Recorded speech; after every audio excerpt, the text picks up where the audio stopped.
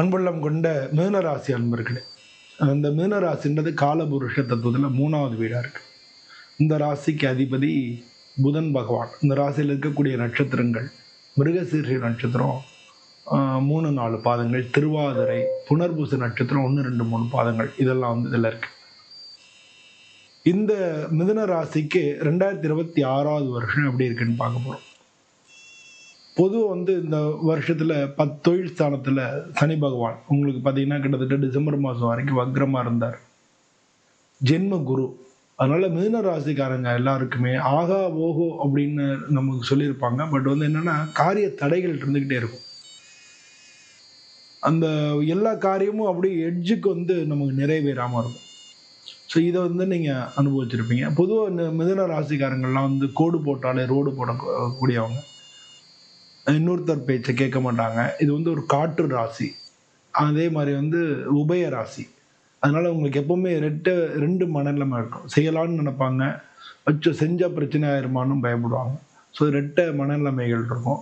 ரொம்ப நல்ல புத்திசாலிகள், நல்ல சுறுசுறுப்பானவர்கள், மற்றவங்களுக்கெல்லாம் எவ்வளோ செய்யறதுக்கும் உதவுறதுக்கும் விரும்புவாங்க. என்ன உங்களுடைய பெரிய பிரச்சனை அப்படின்னா, எவ்வளவு சம்பாதிச்சாலும் எவ்வளோ காசு இருந்தாலும் கையிலேயே தங்காது. இது மிதுன ராசி அன்பர்களுக்கு இயல்பாக இருக்கக்கூடிய விஷயங்கள். இவங்களுக்கு இந்த 2026 எப்படி இருக்குது அப்படின்னு பார்த்தோம்னா, பொதுவாக 2025 உங்களுக்கு கொஞ்சம் டஃப் அப்படின்னு தான் சொல்லணும். 2026 உங்களுக்கு நல்ல பலன் கிடைக்குமா அப்படின்றத நம்ம பார்க்க போகிறோம். இப்போ என்னென்னா ஜென்மகுரு உங்களுக்கு இந்த வருஷ ஆரம்பத்தில் வக்ரமாக தான் இருக்கார். வக்ர நிவர்த்தி பிப்ரவரி மாதம் தான் நடக்குது. ஸோ ஜென்ம குருவாக இருக்கிறவர் 7ஆம் இடத்துக்கும் 10ஆம் இடத்துக்கும் அதிபதியாக இருக்கார். 10ல் சனி பகவான் வேறு இருக்கார். அவர் டிசம்பர் மாதம் வரைக்கும் வக்ரமாக இருந்தார்.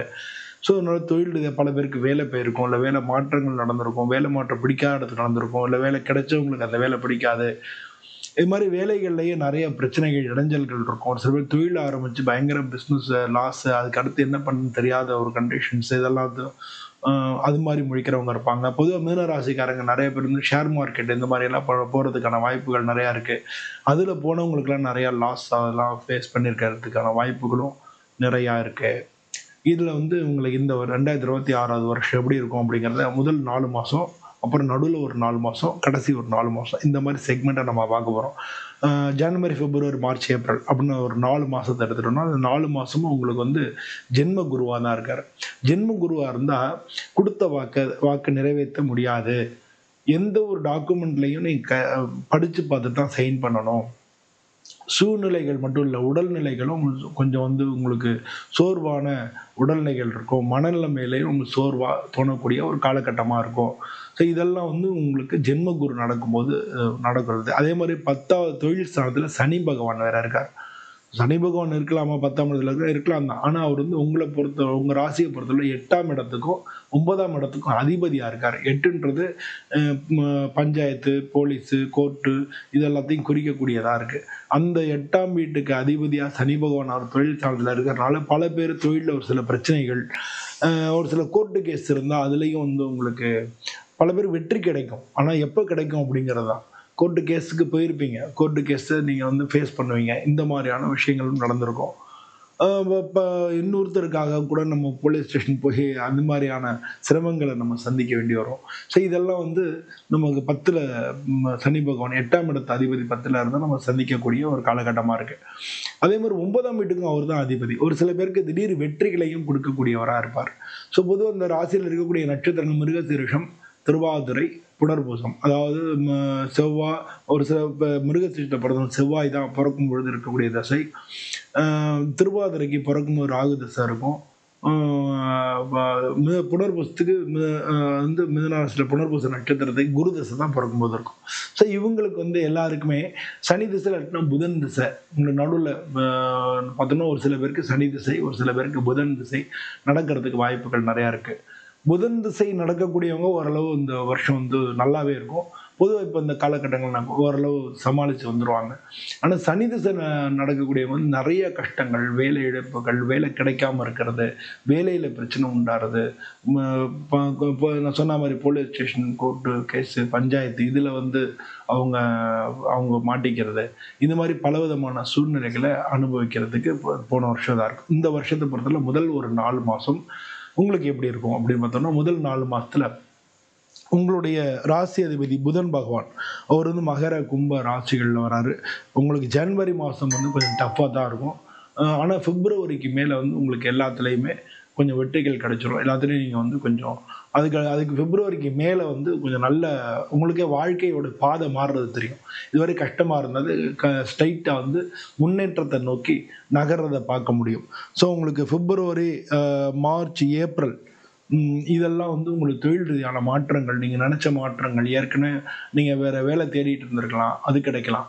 இல்லை இந்த இருக்கிற வேலையிலே ப்ரொமோஷன்ஸ் கிடைக்கலாம். இருக்க வேலையில் உங்களுக்கு வந்து டிபார்ட்மெண்ட் மாறலாம். இடமாற்றங்கள், தொழில் மாற்றங்கள், உத்தியோக மாற்றங்கள், நீங்கள் விரும்பின மாதிரியான மாற்றங்கள் ஏற்படலாம். அதே மாதிரி வெளியூர் வெளிநாடு நீங்கள் ட்ரை பண்ணிட்டு இருந்தீங்கன்னா அதுக்கான வாய்ப்புகள்லாம் கிடைக்கலாம். ஸோ இதெல்லாம் வந்து பிப்ரவரியிலேருந்து உங்களுக்கு நடக்க ஆரம்பிச்சிடும். இருந்த போதிலும் எல்லாமே நல்ல நல்ல செய்திகள் கிடைக்கும். ஆனால் காரியங்கள் நடக்கிறது வந்து கொஞ்சம் தள்ளி தள்ளி போகும். இதுக்கு அடுத்து வரக்கூடிய மே, ஜூன், ஜூலை, ஆகஸ்ட் அப்படின்னு 4 மாதம். இந்த 4 மாதம் பார்த்தோம் அப்படின்னா அதில் மே மாதம் போக ஜூன் மாதம் குரு பெயர்ச்சி ஆகிடும். குரு பெயர்ச்சியாக உங்களுடைய 2ஆம் இடத்துக்கு உச்ச குருவாக போகிறார். அவர் உங்களுடைய 7ஆம் இடத்துக்கும் 10ஆம் இடத்துக்கும் அதிபதியாக இருக்கார். நீங்கள் தொழில் ரீதியாக பார்ட்னர் தேடுறவங்களுக்குலாம் பார்ட்னர்ஷிப் கிடைச்சிரும். உங்களுக்கு வந்து பேங்க்கில் லோன் அதெல்லாம் அப்ளை பண்ணால் லோன்லாம் கிடச்சிரும். அது மாதிரி தொழில் ரீதியாக மாற்றங்கள் கிடைச்சிரும். வேலை பார்க்குறவங்களுக்கு வந்து உயர்வு கிடைச்சிரும். கூட வேலை பார்க்குறவங்க சப்போர்ட் பண்ணுவாங்க. மேலதிகாரிகள் உங்களுக்கு சப்போர்ட் பண்ணுவாங்க. இந்த மாதிரி பாசிட்டிவான விஷயங்கள் எல்லாமே டக்கு டக்குன்னு நடக்க ஆரம்பிச்சிடும். இது வரைக்கும் தள்ளிகிட்டே போகும்னு சொன்னால் அந்த காரியங்கள்லாம் டக்கு டக்குன்னு உங்களுக்கு நடக்க ஆரம்பிச்சிடும் ஜூன் மாதத்துலேருந்து. ஸோ இதுதான் வந்து உங்களுக்கு 2வது நடுவில் இருக்கக்கூடிய அந்த 4 மாதம் வந்து மிக மிக நல்ல ஒரு மாதமாக இருக்கும். அங்கேன்னு வந்து அதுக்கு அடுத்து வரக்கூடிய இந்த 4 மாதத்துல திருமண வாய்ப்புகள் கூடிய பல பேருக்கு மிதுன ராசியில் உள்ளவங்களுக்கு இந்த மே, ஜூன், ஜூலை, ஆகஸ்ட் இந்த 4 மாதத்துல திருமணம் ஆகிடும். பல பேருக்கு வந்து பொருளாதார ரீதியாக உயர்வுகள் ஏற்படும். பல பேருக்கு வந்து பார்ட்னர்ஷிப் தொழிலை தேடி இருந்தோம்னா பார்ட்னர்ஷிப்லாம் அதில் உள்ள பிரச்சனைகள் நீங்கி பார்ட்னர்ஷிப் கிடைச்சிரும். அது மாதிரி வந்து நீங்கள் பிஸ்னஸில் வேலை பார்க்குறவங்களா இருந்தீங்கன்னா கூட வேலை பார்க்குறவங்களுடைய ஒத்துழைப்பு நல்லாயிருக்கும். மேலதிகாரிகளோட ஒத்துழைப்பு நல்லாயிருக்கும். உங்களுக்கு அதில் ப்ரமோஷன்ஸ் அது மாதிரிலாம் வரதுக்கான வாய்ப்புகள் மிக அதிகமாக இருக்குது. பொருளாதார ரீதியாக நல்ல முன்னேற்றங்கள் ஏற்படும்.